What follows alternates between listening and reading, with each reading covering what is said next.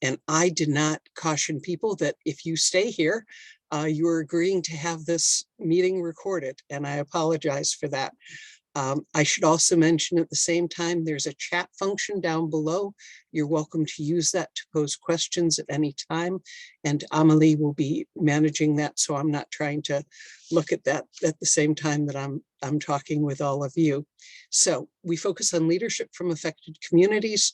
We present a general framework for campaign activities, for key events such as our 16 days of activism against gun violence.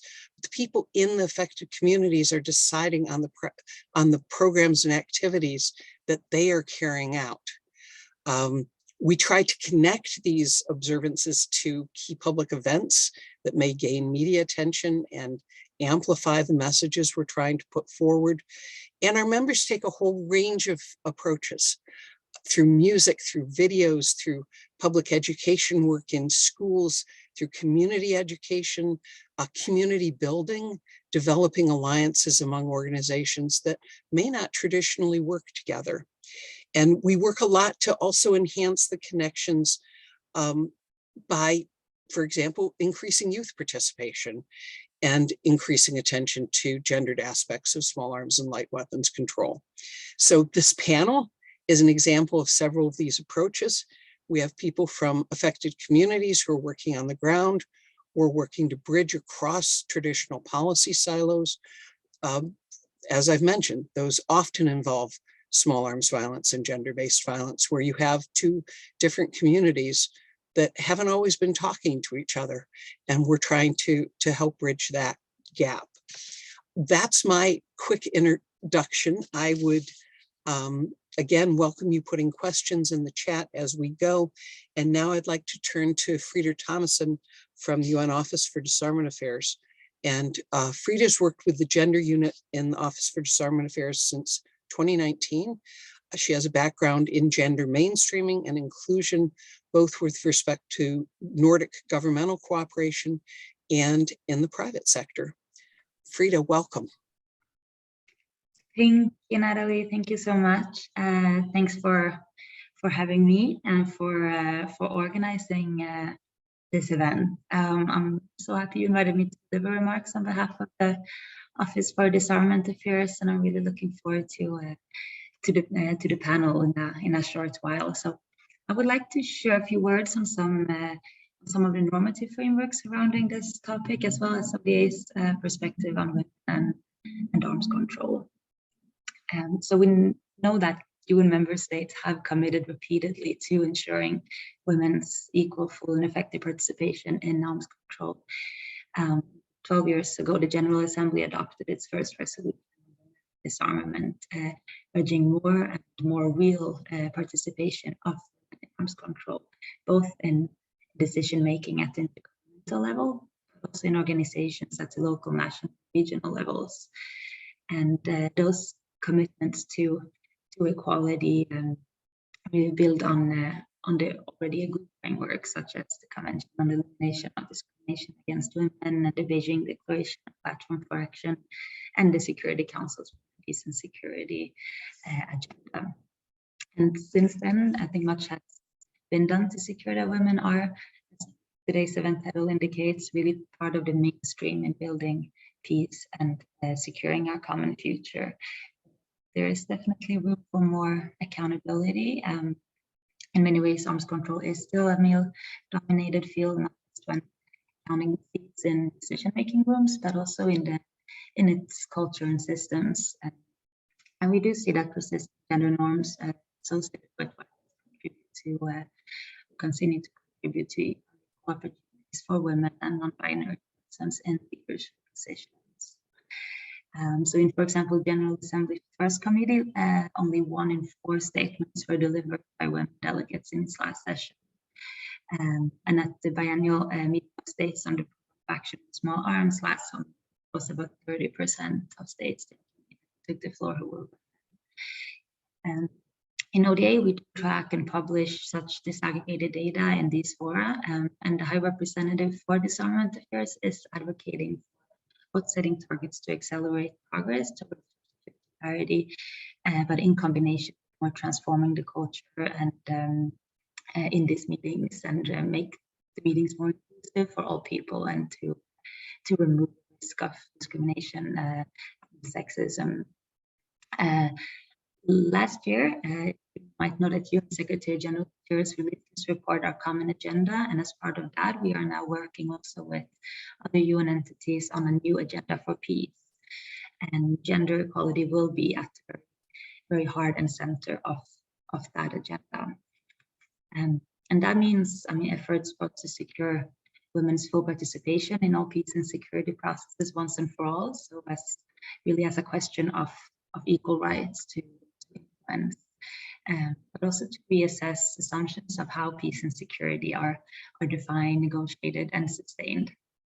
And thirdly, also to conduct gender analysis and mainstream people's different perspectives and experiences of violence and weapons into all policy and programs, including eliminating gender-based and sexual violence.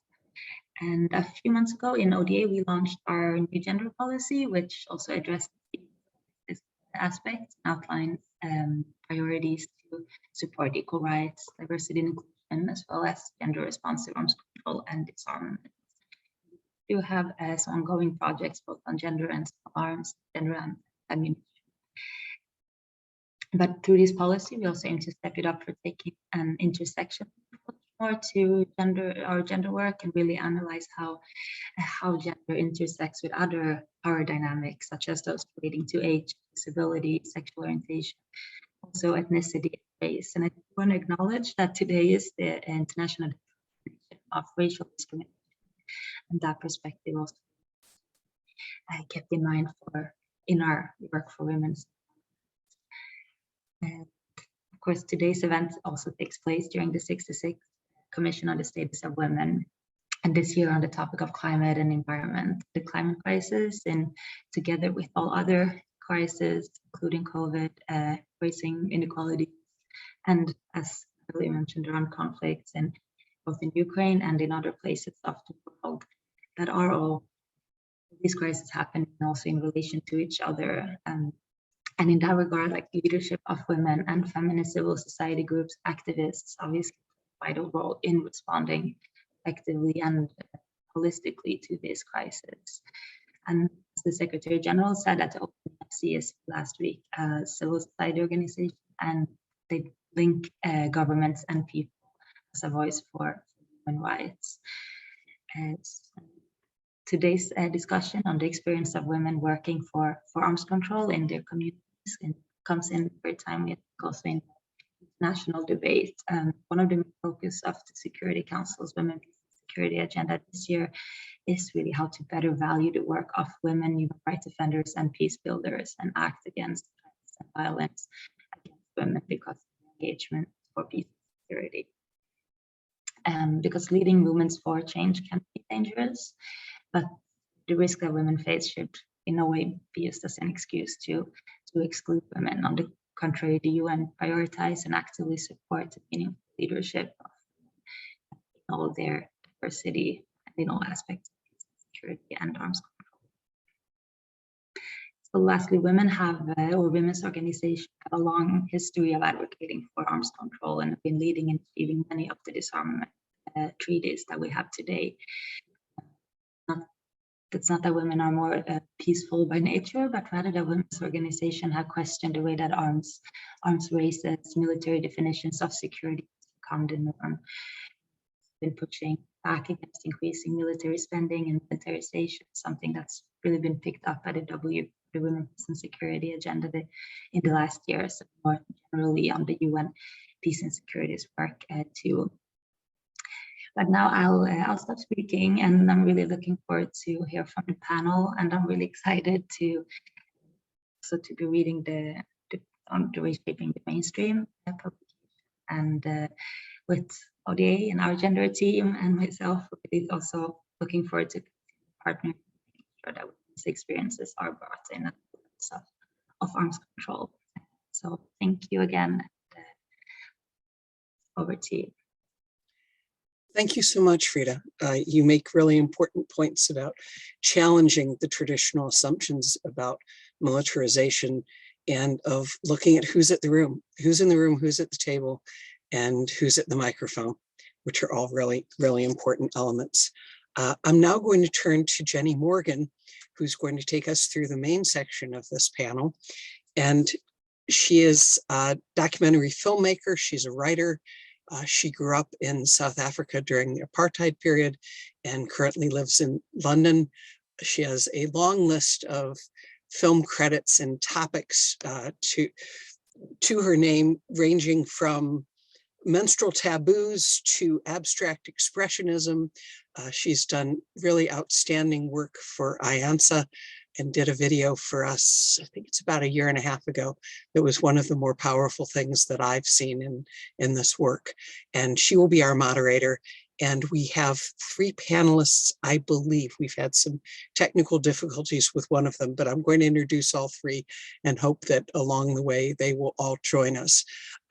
The first is Bianca Pabatoy, who works with Miriam College and their office for their Center for Peace Education there, which has been a very strong force in this work and a colleague of ours for many, many, many years. And she works as a woman and peace security, women, peace and security, there we go, project officer there. She's also a member of Pax Christi in the Philippines, and she's one of the gender and disarmament focal points in the center and works on campaigns, including those focused on youth and disarmament. And she was the Asia Pacific campaigner for the Control Arms Coalition at the 2019 UN General Assembly First Committee. Marianne Nobele is a youth facilitator at Gun Free South Africa, also a collaborator of ours for many, many years. And she works on the ground to keep youth away from gun violence. And she hopes to work in broadcasting and wants to start her own NGO and an orphanage in her community. Ambitious, but really, really important goals. And we welcome her as well. And third is Hannah Salama, who is a researcher in the Gender and Disarmament Program at the UN Institute for Disarmament Research, part of the UN family, and also an important part of our family over the years. And she's the co-author of a report called Women Managing Weapons. And this looks at the question of women's participation in weapons and ammunition management. And that's a new area of analysis. And she is leading several projects right now that deal with gender and conventional arms control and disarmament. And with that, I'm going to turn it over to Jenny's capable hands. Thank you.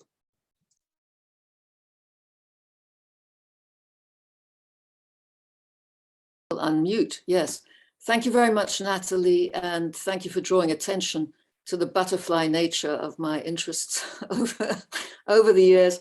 But I was very happy to be asked by IANSA to do some research on what women who are working on small arms control, attempting to prevent the proliferation and spread of small arms, and their use in violence against women, particularly what those women experience. And I started to do some interviews in the second half of last year, and of course discovered, you know, we talk about mainstreaming gender in small arms control. And actually, of course, what I discovered as I talked to these activists was that they were not waiting to be invited into the mainstream. Their sense of things wasn't that there's a mainstream which they were trying to crack open and which would graciously allow them to enter.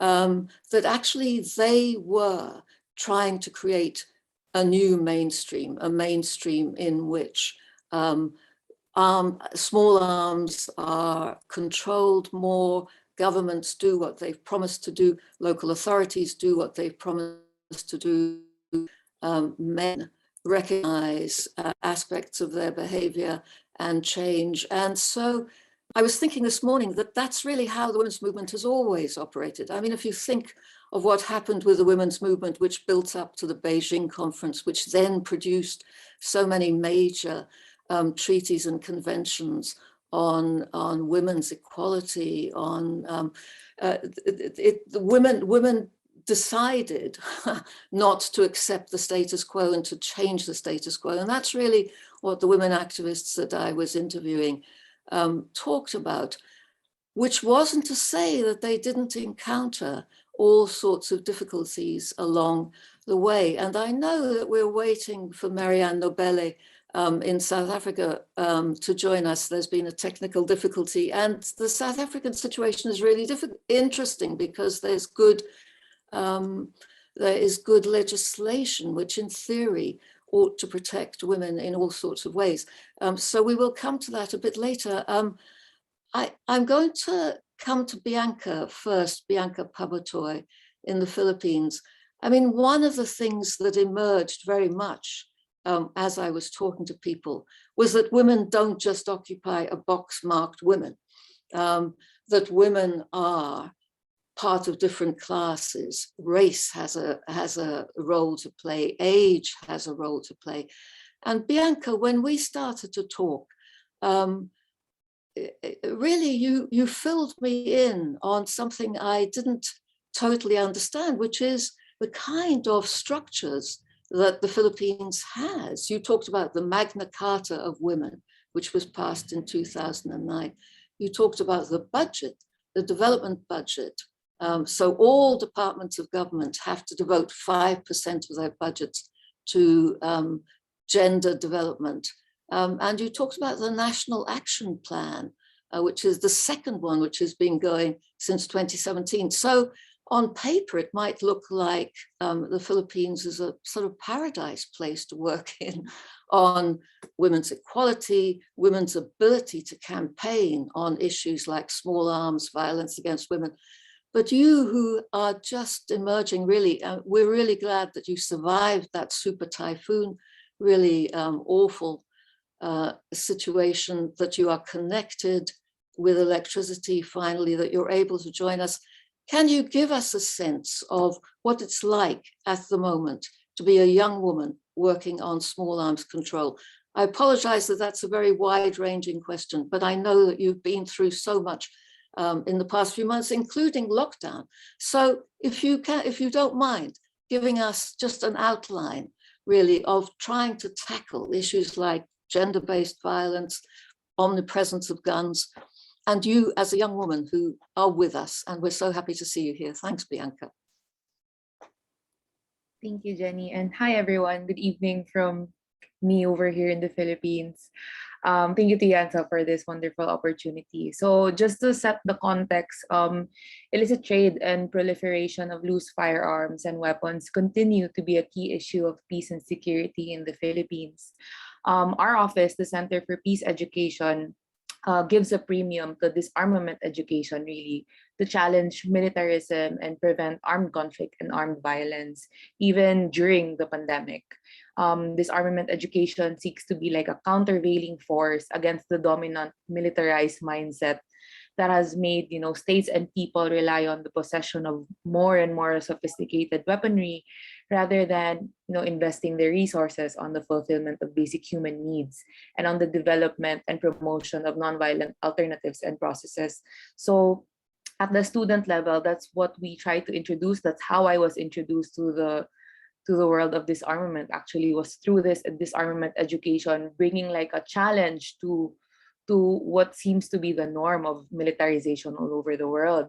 And so our center, before the COVID pandemic and even during lockdown, we tried to do a lot of like public actions, in-person and online lobbying, education sessions, and other activities to help control arms proliferation and the irresponsible use of these weapons. So awareness raising efforts go beyond the students or a school's campus. Since we are under a school, we actually involve the general public. And so there was one in 2019 for the Wear Orange campaign of IANSA. We actually involved public utility vehicle drivers, and we introduced them to the issue of gun violence, which they are aware of. And we put like stickers on public transport, just to really be more visible to a lot more people on this issue. And We initiated a lot of petitions for arms control and conducted workshops and capacity building activities to really empower local communities to take action against arms proliferation and violence. And we do this by linking to existing national laws and budgets, as what Jenny mentioned, that support the participation or the links between gun violence and peace building, so such as the Magna Carta of Women in the Philippines, which is basically the Bill of Women's Rights in the country, the National Action Plan on Women, Peace and Security in the country, the forthcoming National Action Plan on Youth, Peace, Security, local peace and order councils, peace talks and negotiations. So I think it pays to have an active civil society trying to really ensure and remind decision makers that the discussions on arms control needs to be included in these very important legislation, and they have to be implemented properly. So with for example, with our center doing a lot of work on women, peace and security, we always make sure to link the issue of gun violence and gender-based violence. And this is not difficult because the communities we work with, unfortunately, have seen the impact of illicit arms firsthand. But aside from this link, we always ensure to promote the proactive role of women in disarmament and as peace builders. So it may be through the visibility of women doing this kind of work, both at the local and national level, and ourselves as women campaigning and advocating for gun control, which is often linked to men. So that's always the reaction we get when we do advocacy work. They're shocked that women are doing this when they were expecting like a military man to be doing this. So that's always a good, intro to start and to really be a living example of, gender and disarmament. And our work roots in the belief that a major component of peace building is securing safe spaces and dismantling tools that promote violence. And so across all our work, may it be through education, gender, women, youth, we always acknowledge and bring to light the role of arms and weapons. And it's this disproportionate impact to different sectors. And so engagement on these issues on peace and security raise awareness within stakeholders in government, trade and arms industries of the humanitarian issues tied to the arms trade, and that young people, students, civilians are actually keeping a close eye on the accountability of stakeholders on these weapons. And so this is why it's critical at the international level that to make sure that frameworks are interlinked and to acknowledge the existing synergies among these. Because when we try to find areas where cooperation could easily exist with government. Oh, Bianca. Bianca, you've frozen. Yeah, I think we've lost connectivity there. I disconnected. Bianca, are you back? Yes. Oh my gosh. Okay, good. That was my last paragraph actually. Go on. So yeah, let me just repeat myself. Just like the last call, it's critical to make sure that international frameworks are interlinked and to acknowledge existing synergies. Because when we do our job at, like when we campaign and we do advocacy work, we always try to find areas where cooperation between government agencies could easily exist. And so we want to make the work of, like, example, gun control and disarmament an agenda that makes sense rather than something that's a separate agenda altogether. So yes, that's the kind of experience that we've been having. I hope I did not cut out. Back to you, Jenny. No, thank you very much, Bianca. And it's very interesting to hear how strategically you think about how to raise these issues. I mean, you were talking when we first talked about one of the difficulties being the churn in government, that you will have training and talking with people in various positions in local governments, and then elections will come along and those people will disappear. And that's one of the interesting challenges really in terms of talking about making legislation actually work. Bianca, have you disappeared again? Has Bianca gone? I'm back. I'm just gonna turn my camera off. Okay, because I want to come to Hannah. I neglected to say that actually we intended to have this as a conversation as much as possible.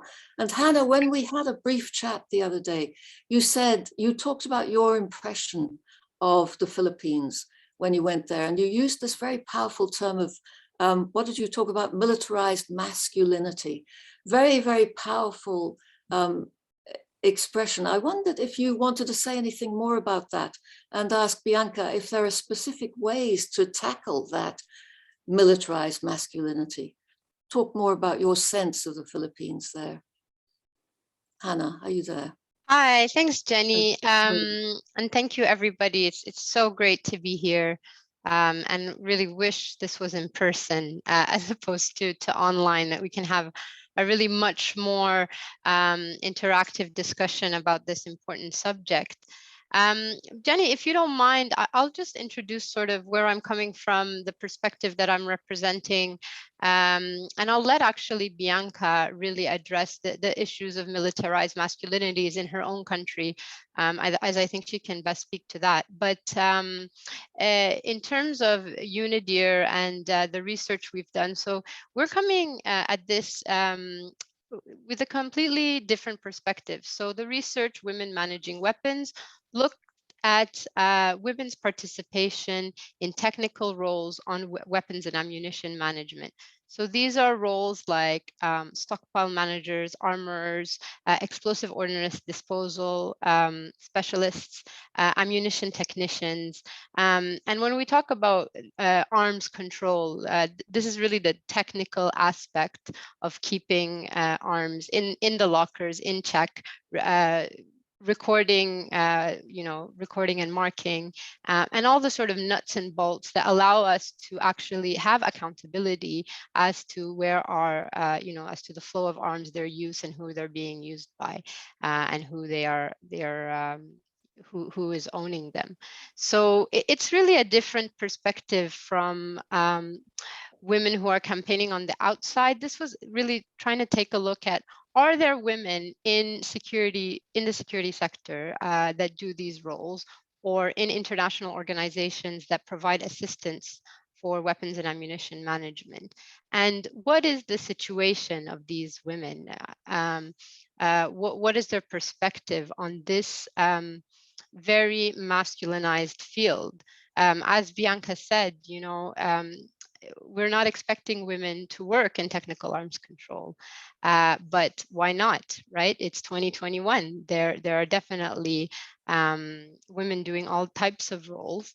And so that was really the starting point of our research, our discussion. And it was really following the question, that Cynthia Enloe posed, like Professor Cynthia Enloe posed so many years ago, on where are the women? And so what we found is, yeah, there are women. There are few, but they are there. And the reason why, one of the challenges why we only found a few is that there really lacks any data, gender disaggregated data, about who is doing these roles in which countries, with which organizations, because there's an assumption that, why do we need gender disaggregated data on technical roles? This is just a technical job to be done. And then everybody. Hang on one moment. Hannah, could everyone please make sure you're muted? Thank you so much. Thanks, Natalie. Yeah, so there hasn't been really any efforts to collect this kind of data. So this is a little bit of, of an effort to try to look at the data. And so what we did, we started with, the training pathways. How do women become technical specialists? Well, they have to undergo technical trainings, and these trainings are delivered either by national governments or by international organizations such as the UN. And different international operators. And so we looked at 156 training in the field of weapons and ammunition management. And in technical trainings, we found that really there's less than 12% of women who were taking these trainings. So obviously, there's a very low pipeline there for women technical specialists. And so in addition to the training data that we looked at, we also interviewed around 40 technical specialists from different parts of the world. So from Southeast and Eastern Europe, Latin America, and from West Africa as well. And, you know, we interviewed men and women and experts who work in the field. And their experiences were very similar in terms of the women who were working in security institutions. Their experiences were similar to the ones I'm hearing on women activists working on the outside of these institutions, trying to change the inside. So this is a really interesting parallel that I thought I would draw, is that the experience of discrimination and sexism, which is often present, you know, when you are, you know, when you're an activist in gun control, is also present inside military and police institutions when you're dealing with this hyper masculinized field of weapons. And in fact, gender-based violence exists in the military. And so the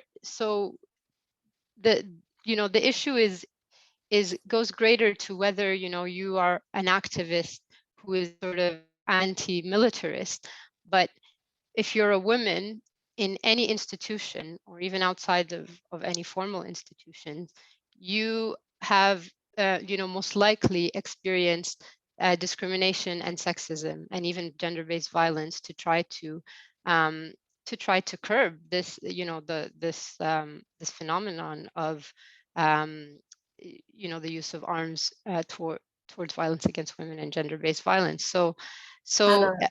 Hannah, I wanted to jump in because when we had a brief conversation the other day, what you talked about was actually how much time it took to get these women that you interviewed, who very often were the only woman, as you say, doing that particular job, to get them to talk about experiencing sexism or discrimination, that actually it was difficult for them to admit to that. And you said this very interesting thing, that you thought there was a kind of shame for these women, these very experienced, technically capable women, to admit that they had experienced any kind of difficulty as a result of their gender. I wondered if you wanted to say anything more about that, just tease that out a bit more. Sure, thanks, Jenny. Also for keeping me on track on your question. Yeah, I think, you know, I think this really varied in terms of the women that we interviewed, but it was clear to me that, you know, most of the technical experts wanted to bypass their stories of discrimination and sexism because they felt that they, you know, they were excelling at their technical roles and that they had the same technical experience as everyone else and that they should be treated like that. But when kind of having a more frank and open discussion, they all pointed to the fact that, you know, at the beginning of their careers, they weren't taken seriously, and that they had to work twice as hard to prove themselves, and that, you know, they had to seek these technical trainings that they weren't being offered. So they had to play an active role in growing their career rather than, you know, men who were often nominated to attend, you know, further technical training, you know, to become, you know, EOD 1, 2, and 3. So yeah, this is something that I saw. Shame, that question of shame, Hannah. What was the shame about? That they're ashamed to admit to this, that you're not taken seriously as a capable person just because of your gender. Is it to do with that? I think so. I think they'd rather not have to face that in their careers, because, you know, a lot of them, you know, just said at the end of the day, we wanted to do our jobs, but there were instances where we felt that we were lesser than. So yeah, I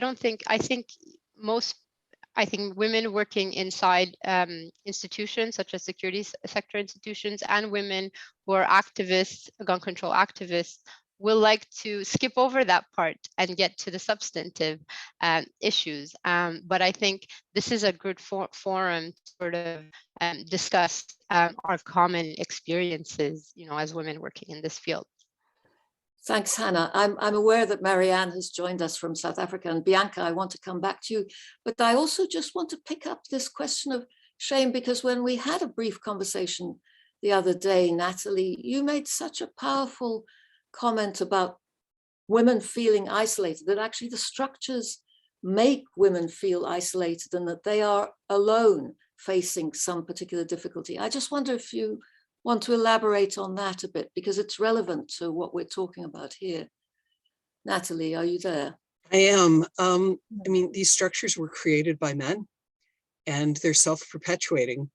And so there's this constant tension between being an analyst or an expert, a technical expert, and being a woman. Because at some level, you don't want to draw attention to the fact that you're a woman. And I think as I age in this community, I'm done with that, I think. I continue to be patted on the head by men. I encountered someone not all that long ago who I worked with on school issues and who asked what it was I did outside my work with the K-12 programs here in my little town of Arlington. And I explained my work a bit. And he said, "Oh, good for you." And I thought, okay, we should be beyond that.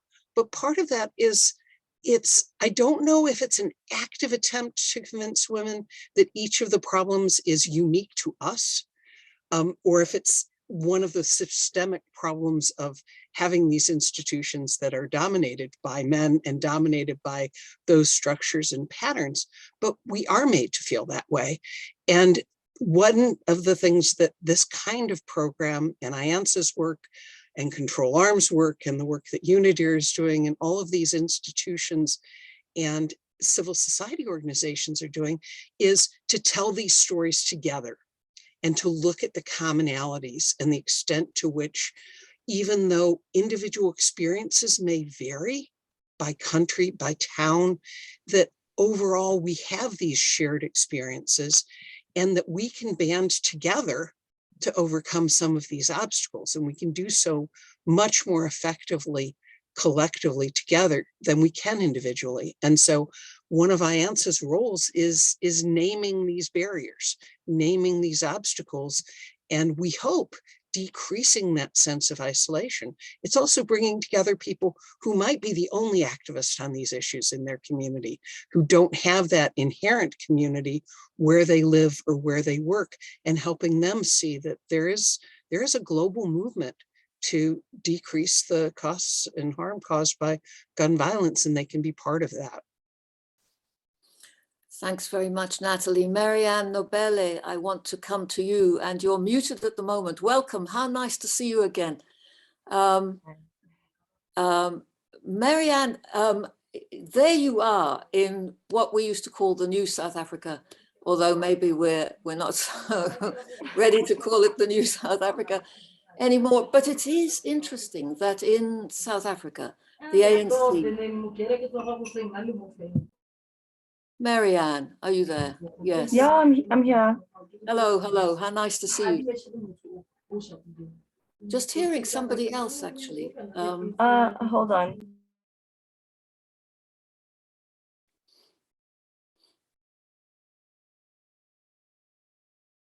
The challenges of life in the Zoom world. Absolutely. I'm in my basement because there's a house being constructed across the street from me. Oh, God. But I think Marianne's back. Yeah, thank you. I'm back.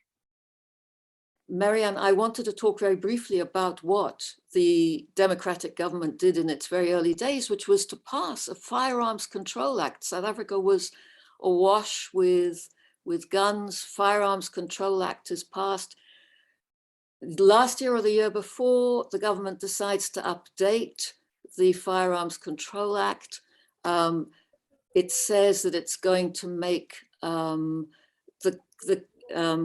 the reason of self-defense not a reason. You can't get a gun license under the new legislation. You wouldn't be able to get a gun license on the grounds of self-defense. This caused a sort of torrent of abuse against gun-free South Africa, particularly against the white women who are in gun-free South Africa, because a lot of the legal gun owners are white, and they saw these white women as traitors to whiteness. And Adele Kirsten, one of the co-founders of Gun-Free South Africa, talked in, when I interviewed her, about the business of South Africa being a settler society, like the USA, like Australia. Settlers, by definition, attached to their weapons. When they see power leaving, they get enraged, and the rage is sexualized. So the abuse, a lot of the abuse was very sexual. When you and I spoke last year, Marianne, I was really struck by the fact that you actually didn't feel that you had come in for much of that abuse. There you are, the youth facilitator, working with young people to try and, as you said, take the glamour out of gun ownership is one of the things. In a situation where, I mean, the figures are astronomical, 10,000 young people, 10,000 people killed, murdered with guns every year, most of them, something like 90% of them, young men. And there you are, trying to work on these issues. And you told me a particular story, which is where I'm coming to. I want you to tell us that story about trying to work with a particular police station, with a particular constable, youth desk of the police station, trying to work with young people very exposed to the possibility of gun violence, and what happened, because you ran up against a gender barrier. Can you tell us that story?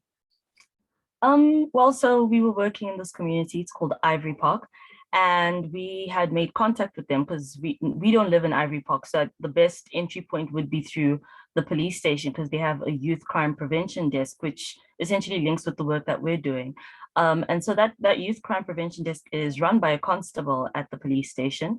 And for a long time, like, we presented our work, we've shown them what we had done in our very own community, Alexandra, and we showed them that we'd like to replicate that in their community to try get the community to stand up and, own the space and be like, we don't want guns, so we're actively making sure there's no guns here. And that included implementing stuff like gun-free zones, marches, just actively saying, this is how we want our community to look, and we're going to make sure it happens.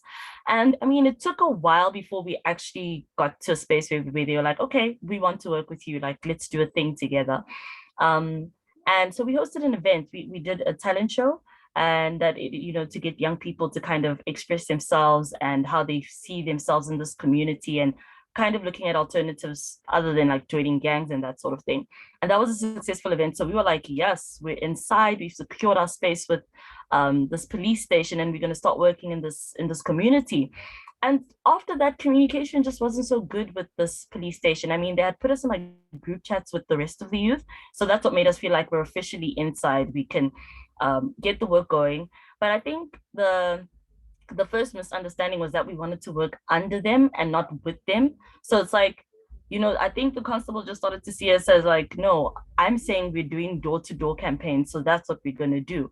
And I mean, we wanted stuff that would clearly push the message of the gun and taking it out the picture. And so he essentially stopped responding to my text, because I'd be like, oh, when are we having a meeting this week? When are we this? And he just wouldn't respond. Like, he'd just read them. And I'd see him post on like his WhatsApp statuses and whatnot. And I'd be like, okay, guys, I told the rest of my team, I'm like, okay, he doesn't respond to me. Can someone else try? So this girl I work with, her name is Hope. She texted him, and then he literally responded, and he actually started the conversation. And he said, it's been so long since I've seen you. And then she was like, that's because you're not responding to Mary Ann's texts. We've been trying to come to your community and you're not responding to her text. And he was just like, he ignored that message, and he's like, okay, you guys can come whenever you want to. We're meeting on Wednesday. I'd love to see you. So I felt a bit like, okay, let's go. Like, let's go as a team. I wouldn't send her out there alone. And I mean, we had a team meeting, and now we were planning, what we're going to do next. And when I followed up once again, my messages, he wouldn't respond. And then she's like, you know what, I want to see something.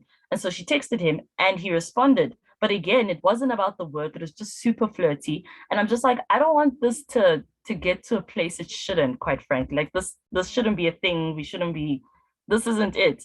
And I mean, she didn't seem uncomfortable because she's a very stern, strong personality. But at the same time, I'm just like, the only reason this guy is actually letting us come into this community is so that he can see her, like, you know, get the opportunity to see her and try finesse her and talk to her more often. And eventually I was just like to her, it's not worth it. Honestly, there's other communities we can work in. And so we stopped trying to reach out for a while, but he'd randomly still text her and be like, you guys don't care. He actually make it personal, like, you don't care about me anymore. Why aren't you coming to our community? I thought you wanted to get work done. You wanted to help us make our community safer, that sort of thing. And be like, if you want to talk, there's a guy in our team, and we passed communications onto him. So if you're going to communicate anything with us, that's the guy to talk to. And I told her to block him. We still haven't worked with him since. Since then, that just never happened. And even more recently, with another colleague of mine, her name is Marlene, we had a gun-free zone workshop in another community called Tembisa. And the guy just started texting her. He was being weird. I can't remember the text specifically, but she posted on her status that we're in Tembisa because we were working in a different part of Tembisa. And he was like, why didn't you tell me you're here? Like, I would have come through. And she was just like, for what? Because, you know, this has nothing to do with you or your organization. But even when I forgot what it was, I really just read it. And she was like, dude, this guy's being weird. And I'm like, so we need to once again get a guy in our team who's going to handle communications, because the guy who was doing it last year, he went to go study agriculture. So it was just an all-girl team again. And now we got a new volunteer who's a guy. But now we have to pass it over to him because that's the only way we just feel like people will understand. Marianne, what do you think about the fact that you can't work with these male police officers unless you have a man in your team? What does that make you think about what it's like to work as a woman on these issues in South Africa? I think it makes it very difficult, and it feels very compromising, because it's like you do. Oh, I thought she was asking something. Yes. It's very compromising, because it's like I enjoy my work. I, for one, really enjoy working with Gun Free South Africa, working with people, getting the stories, getting them mobilized and all that. It's really amazing work. And I think it's the same for my colleagues. But it's so frustrating realizing that a lot of the power is with the men. Like in that situation, the constable is a male. We work in 3 communities, 4. And of those 4, only one of the communities is like run by a female constable. And so it's just a constant, like you go in with, I try not to, group them like, the last man we worked with did this to us. So it's like, you just try to go in, with a bit of a blanket over your eyes. And then it's like the same thing happens. And it's like, how do we actually navigate this? Do we have to report somebody for it to change? Because I mean, I can't be a 23-year-old girl worried that, listen, this constable might try something, especially in South Africa. I mean, women are raped all the time. We're like the rape capital of the world. And so it's like, none of these girls did anything that led these men on. Nothing at all. Like I read the texts and there's nothing at all that's like flirtatious or, yeah, she wants me type thing.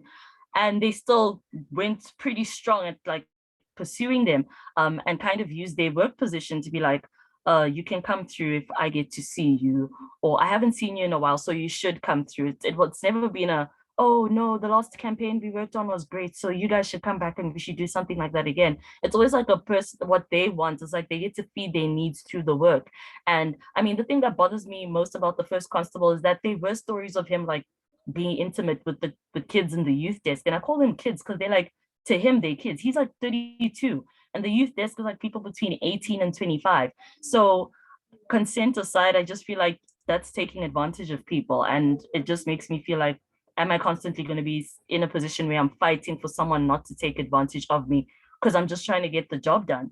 It's frustrating, definitely frustrating. Marianne, I want to come to the issue of gender-based violence, violence against women, because there's, as you said, there's rape. There's also killing of women. You used an incredible figure when we spoke. You said that a woman is killed by her intimate partner every 8 hours in South Africa. And very often, I don't think there are disaggregated figures, but I think very often that involves a firearm. But there's something, there is a Domestic Violence Act. There's a piece of legislation which is meant to protect women who are being abused or attacked by their intimate partner. Can you explain to us how that's meant to work and what actually happens? Because you said at some point in our interview, our laws are beautiful on paper, but in practice, not so much. Can you just explain to us what's supposed to happen if a woman is experiencing violence at the hands of a partner who has a gun? What is supposed to happen and what actually happens in your experience, and what do you do about it, you as a campaigning activist? So in South Africa, if your husband's beating you up or he's, violent towards you, you're supposed to go to the police station and report. And so most times when you report that, listen, well, let me not say most times, when you go report, you're supposed to say, oh, hi, my husband is beating me up and I'm here to report it. And then the police are instantly supposed to ask you, like, is there a firearm in the house? Because they understand the threat that causes in the household. You're being intimidated all the time and now there's a gun. That must be terrifying.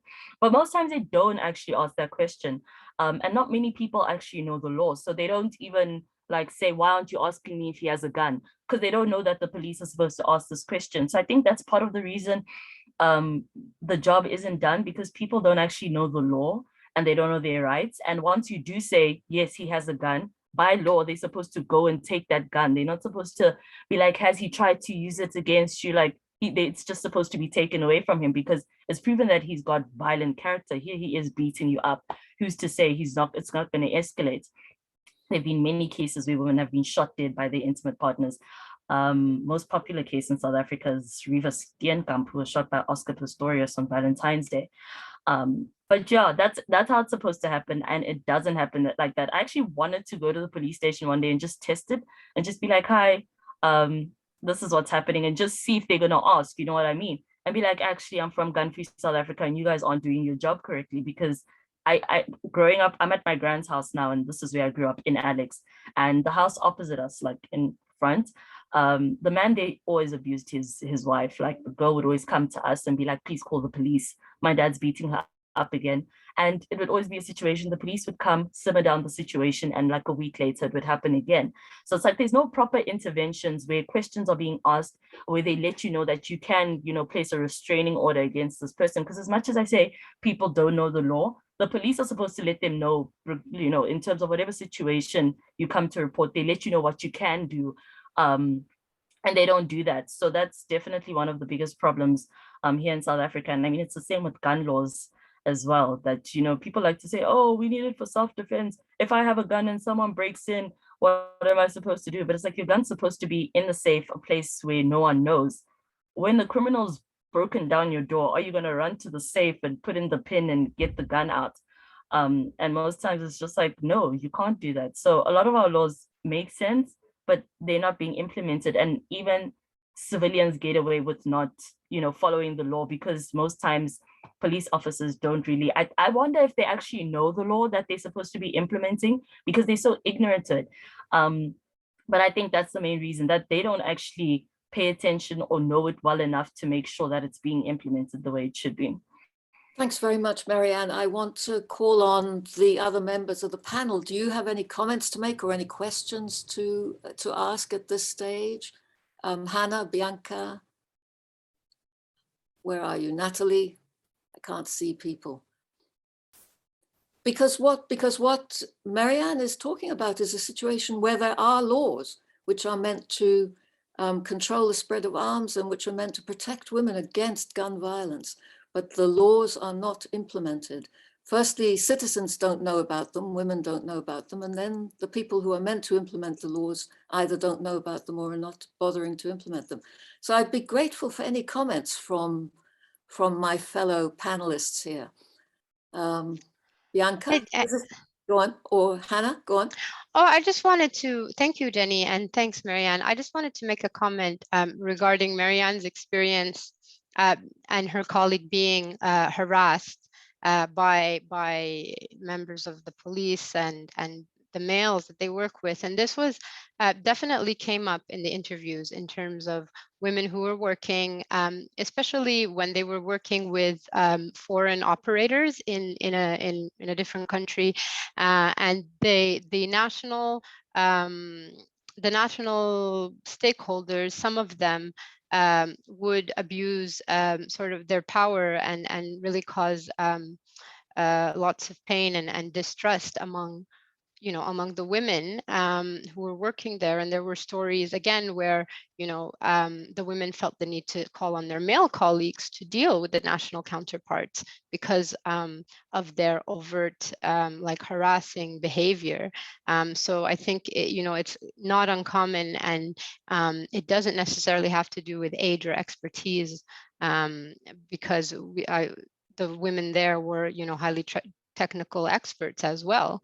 And in terms of kind of what can we do about this as a community? Well, there's some good examples in Mine Action, and with some of our Mine Action instruments, where through the different review sessions and the conference of state parties, etc., they've created guidelines to stop sexual harassment and exploitation and abuse in Mine Action. So I think that these issues, even at the international level, when we're discussing treaties and new treaties, or when we're reviewing them and international agreements, they should be part of the agenda and in the discussion, because this is a very real phenomenon that women who are in this field are facing. Thank you, Hannah. Natalie, did you want to add anything? Bianca? I know we left the question of militarized masculinity hanging, Bianca. Do you want to say anything, add anything here? Are you there, Bianca? Yes, I'm here. Thank you, Jen and Hannah, for that. I guess just to continue the conversation, I think it's very important to counter harassment in the workplace, to have gender champions in key offices, especially for the security sector. And our office has always strived to do that, to look for people who actually we can talk to about gender and who are open about understanding this issue.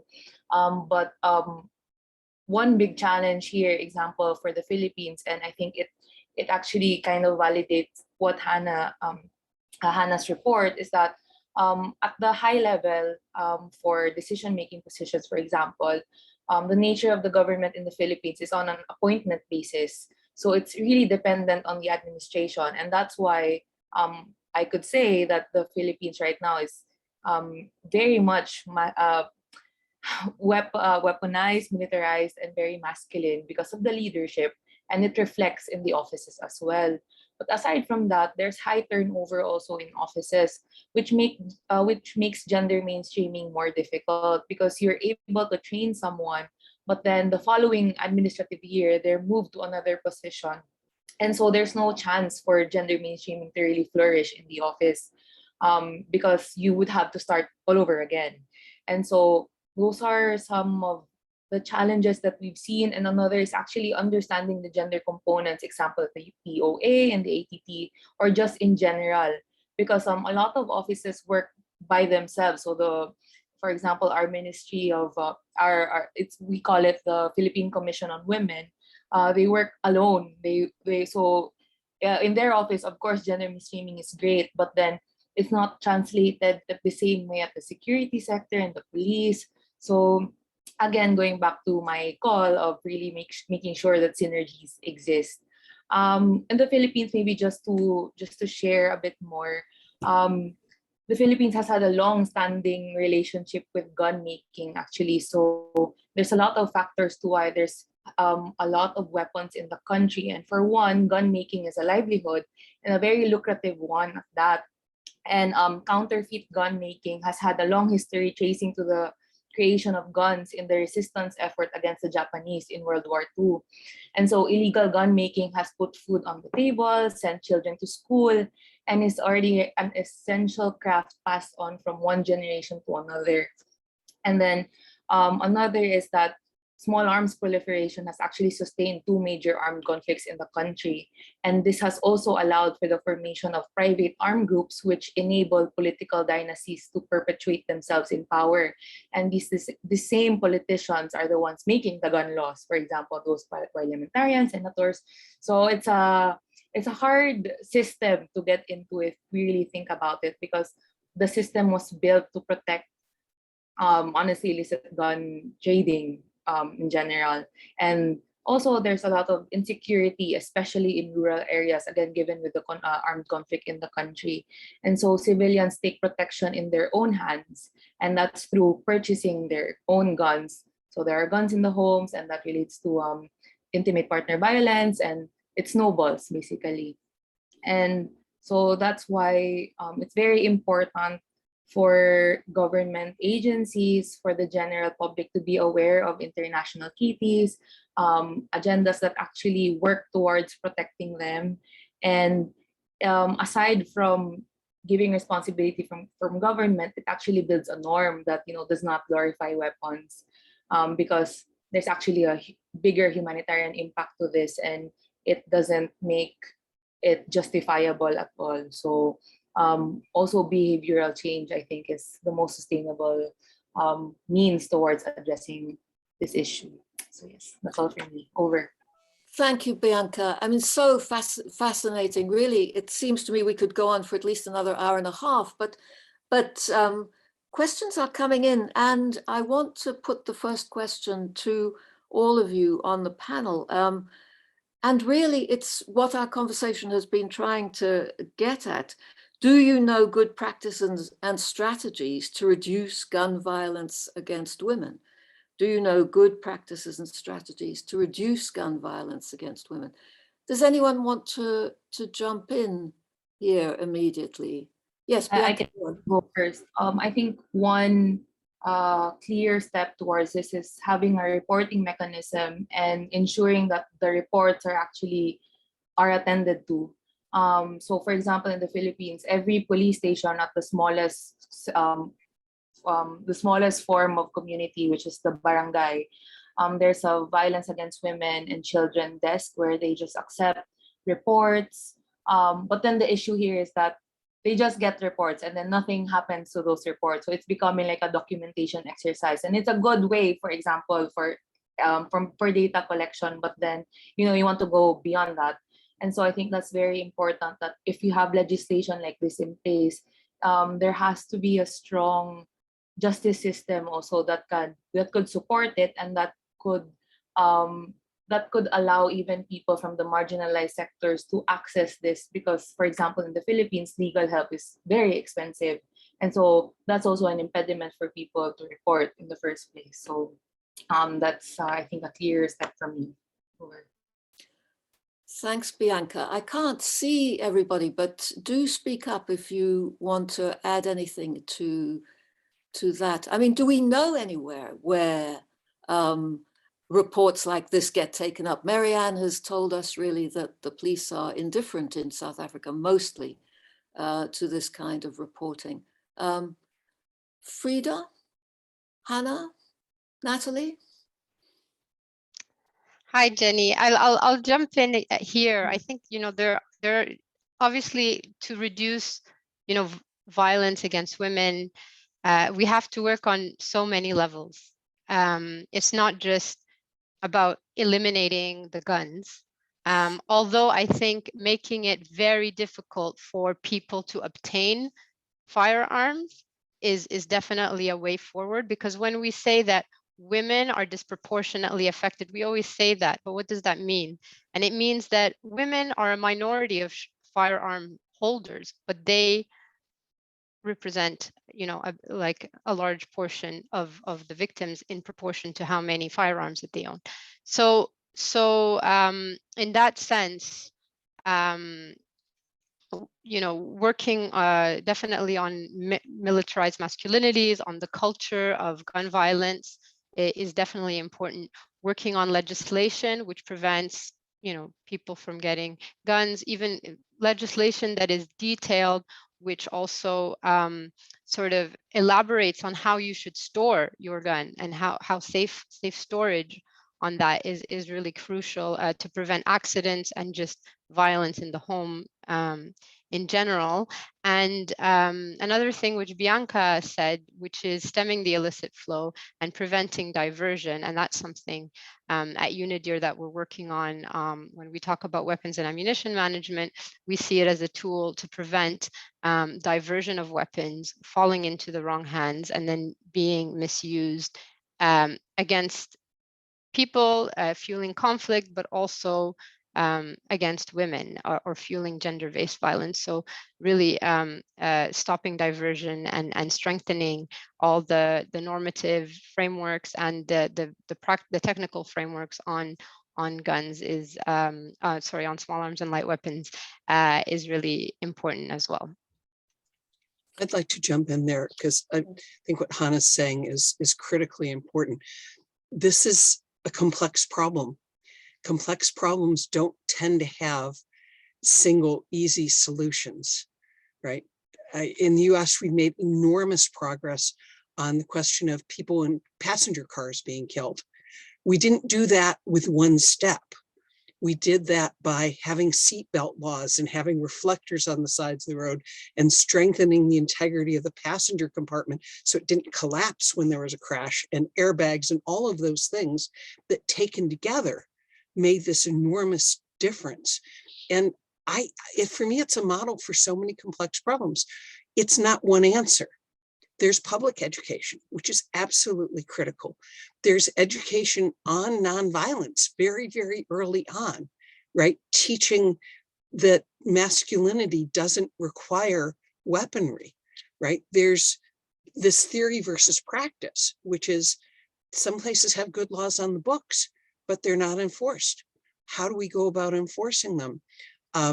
In societies like the US, one of the important questions is, how do you make it harder for someone in a fit of anger to obtain a gun like that and go kill someone? How do you make sure that there are waiting periods? How do you make sure that their backgrounds are checked? How do you make sure that these things actually make it harder for someone to get and immediately use a weapon? Because one of the things we talked about in our short conversation is Japan and other places show us that you can kill a lot of people with knives, but you can kill a lot more people a lot faster with these weapons, and particularly with weapons that can fire dozens of rounds before you have to go, do anything about them. So making it harder to get the weapons, making it harder to get the weapons in crisis, so-called red flag laws, where there are issues with domestic violence. One of the questions is, are there guns? And this goes to what Marianne was saying about South Africa. Is that being enforced? Are they actually going and doing that? And again, in the US, trying to have laws that are consistent across states, because otherwise, the weakest link holds. And, you go to where the laws are most lax to get what you want to get. Thanks very much, Natalie. I'm going to come to Frida first and then Marianne. Frida. Thank you, Jenny. I just wanted to jump into your question.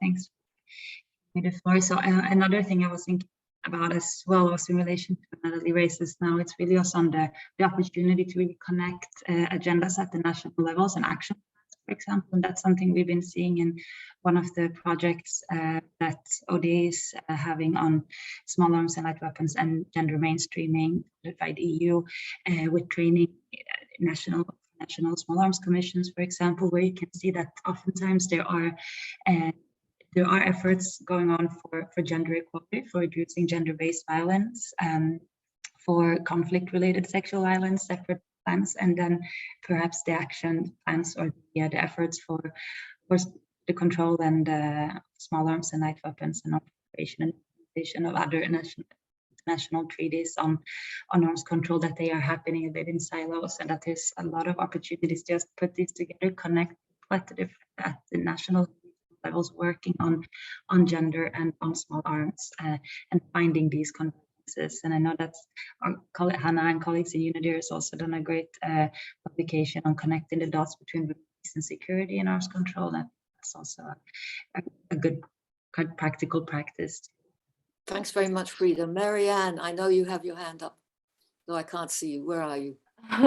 I'm here. Mhm. I think I just kind of have to add on to what Bianca and Hannah said, or although what I have to say links with what they said.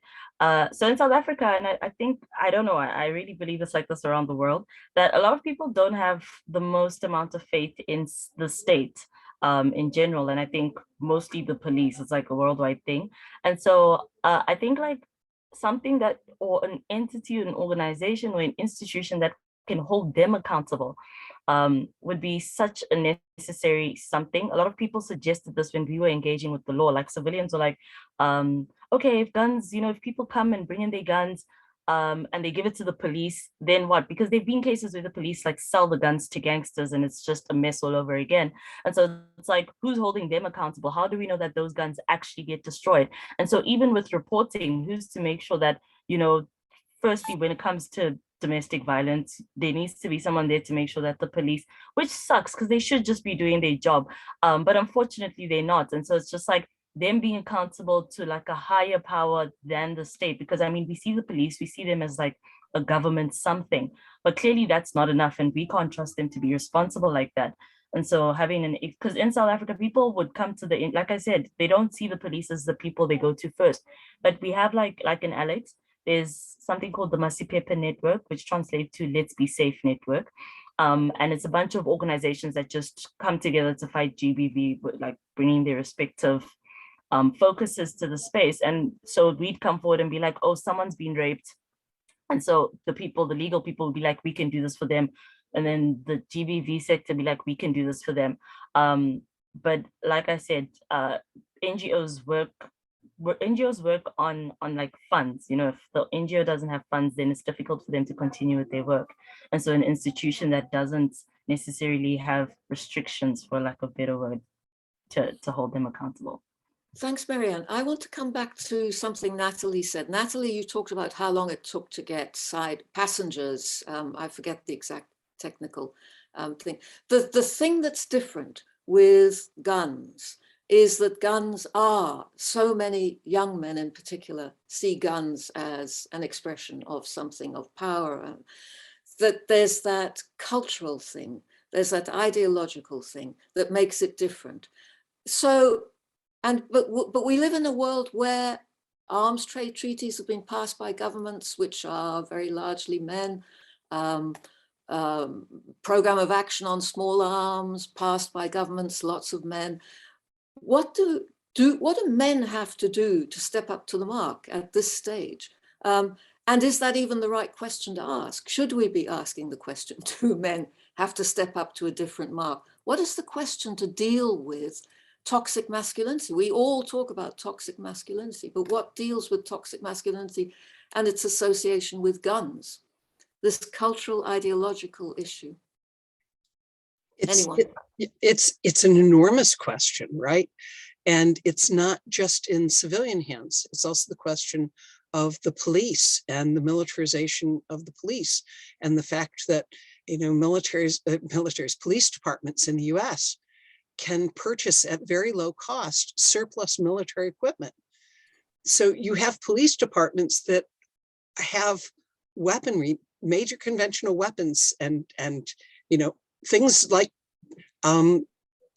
military vehicles that are armored that would normally be used only in wartime, that are suddenly part of local police forces. Men do need to step up, and men do need to take responsibility. And I think so much of that involves early education. And it's the same thing with sexual violence as a whole, right? There's so much attention to what women should do and what women should wear and where women should walk, when we need to teach men not to rape, and we need to teach men not to sexually abuse women. And, you know, to me, we need to flip it and really do focus on the responsibility of the people who've been committing the acts of violence. Thank you very much, Natalie. We don't have a lot of time, and I don't want to miss an interesting question we had, which is this: how do we encourage the victims of gun violence to advocate without causing them pain? Because they'll be reliving their experience of violence. Does anyone want to contribute on that? Bianca, Marianne, Natalie, Frida, anyone? How do we do it? How do we encourage the victims to become advocates against gun violence without re-traumatizing them, essentially? Any suggestions, any thoughts? Oh, well. Well, no, I'll take that since others haven't jumped in. At some level, you can't avoid it, right? If you're speaking about these issues and you have had direct personal experience, you are going to be reliving it at some level.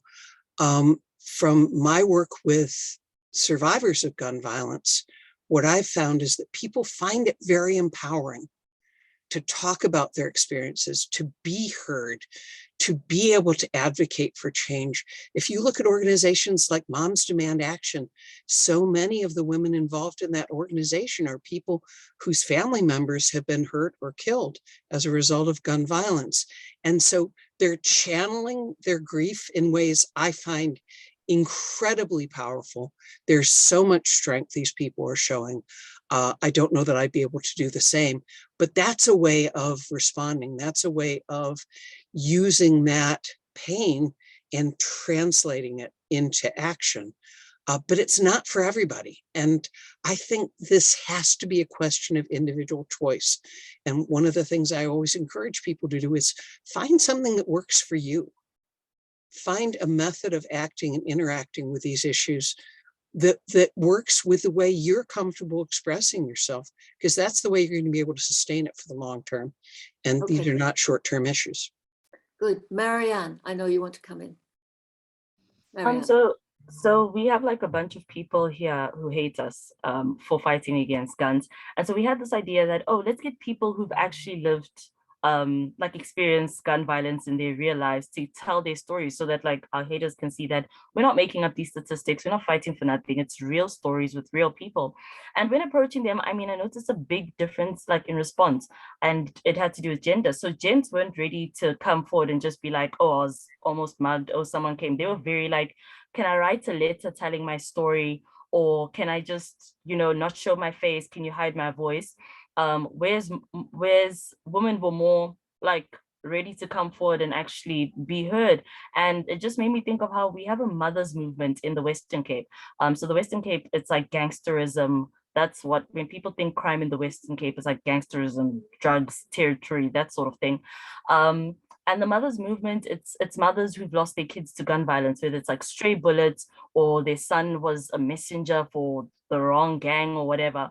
But basically mothers who've lost their kids to gun violence. And they've just always, I think, because the support is like finding a space where you're not alone. That's what allows them to come forward and want to be part of the movement and be activists. And so in terms of women, it's always been easier for some reason, even handling the issue. Women have always come to the table more than men have, which is probably a conversation for another day as to why I think that that's the case. But yes, and then with gents, we're trying this thing. I mean, it's like still in the pipelines, but I'm gonna share it anyway. Where it's like, because a lot of them have been like, can I write a letter? Can I be anonymous? It's like to kind of do it because they after each step. So it's like often they're like, okay, can I write a letter first? And once they have, they'll be like, actually, I'm open to talking about it, but can you hide my face and hide my voice? And after that, it's like, okay, actually, you can keep my voice. So it's like the more they speak about it, the more they like slowly open up. And so that could be a way to get them to become, to stand up in the space and be like, actually, I don't like guns because this is what it did to me. So that's really interesting, Marianne. It brings us back to the question of shame, that actually you're talking about men feeling shame because they've been victims of gun violence, and it takes them time to let go of that shame so that they can be advocates against guns, against the proliferation of guns. Yes, there are so many interesting issues we could tackle. There's a question about how to deal with the fact that borders are porous and guns can come in. And Bianca, I know that's a real issue in the Philippines, and it probably is in South Africa as well. But we have 2 minutes left, I'm afraid, for this particular discussion. So Natalie, I'm going to hand back to you and ask you to try and wrap this up. and maybe agree that we will have another discussion, because I'm sure there are other questions lurking in amongst our audience here. So Natalie, over to you again. Thank you, Jenny. I set about to try and summarize this, which I will not attempt to do in 2 minutes. I do want to take one moment to let the IANSA folks take a photo. So I'm hoping people will turn their cameras on for a moment so that we can do that and actually get to see you all for a moment. Ah, there are some faces I haven't seen in a little while. How lovely. It's so great to see such a mix of people who've been working on these issues for so many years, and people that I don't know, who may also have been simply unknown to me. Okay, Amelie, is this giving you what you need? Excellent. Yes, Natalie, thank you. Have you captured it, or? Yes. Okay, excellent. I think we only lost a few people, so good. But we've heard really important points about women's roles. Jenny talking about intersectionality of race and gender and income, and people talking about their work. Bianca talking about disarmament education. Frida talking about the challenges of reporting and dealing with these issues, responding holistically. Hannah talking about the lack of women in the pipeline. Marianne talking about the difficulty for youth and women of being taken seriously. Bianca talking about, the importance of public awareness and not glorifying these weapons. These are long-term issues. We have the prospects for change. We have the ability to work together. We've accomplished so much. When I started working on these issues, small arms weren't on the international agenda. There was a handful of people who worked on international development who were worried about the harm that they were causing in the communities they were trying to work in. They are on the agenda. We've got the Arms Trade Treaty. We've got the Program of Action. We've got other instruments we can use for leverage on these issues. And the challenge is simply finding out how to best use our resources, how to get more resources for this work, because we're all chronically underfunded, and to continue this work together. It's wonderful to be part of this community, and it's been terrific to be part of this discussion. We have more questions than answers, but that's part of the discussion as well, to see where those questions are and how we can best address them together. And with that, I will simply thank the organizers, thank the panelists, thank Frida for her contributions, thank the UNODA for their constant support for our work, and the EU for funding this program. And please, if you have other questions, IANSA.org, you can reach us and contact us with questions, and also find a lot of resources on those pages. Thank you so much. It's been a fascinating discussion. Take care and stay safe. Thank you, Natalie.